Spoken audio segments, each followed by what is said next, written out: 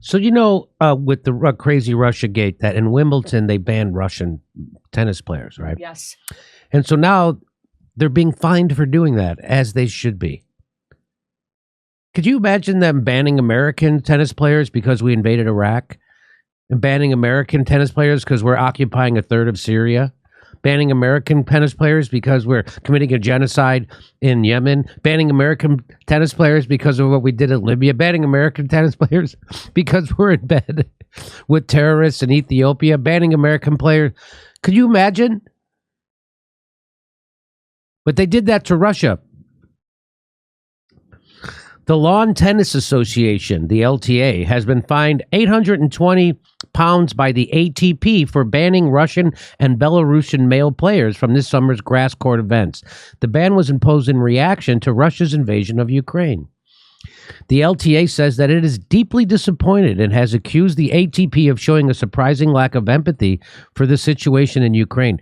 Hey, why the fuck did it take all this time? Why couldn't you guys say this as it was happening?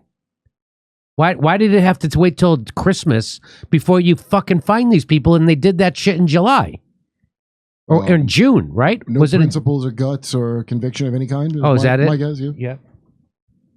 The punishment follows 6-figure fines for the LTA and the All England Lawn Tennis Club, who organized Wimbledon, from the WTA for excluding female Russian and Belarusian players.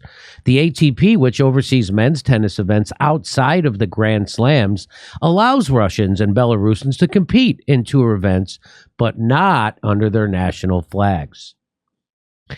So here's what Glenn Greenwald says. He says, Wimbledon alone among tennis tournaments banned Russian players this year.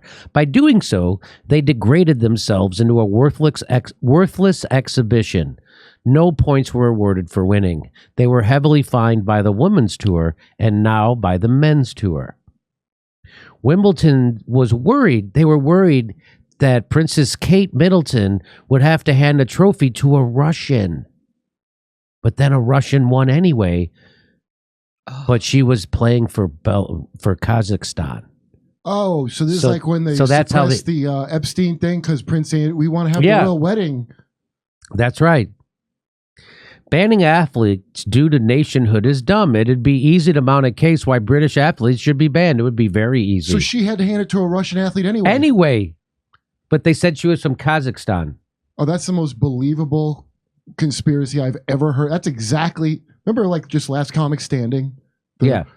Steph, it's okay. Let him do it. It's okay. Okay. Okay. We have anyway, they had to put in a new hot water tank and they had to take up some concrete and they're banging right now, but you can't hear it. It's all right. After 6 years of war in Yemen, the UK is still arming Saudi Arabia, but they get to play tennis.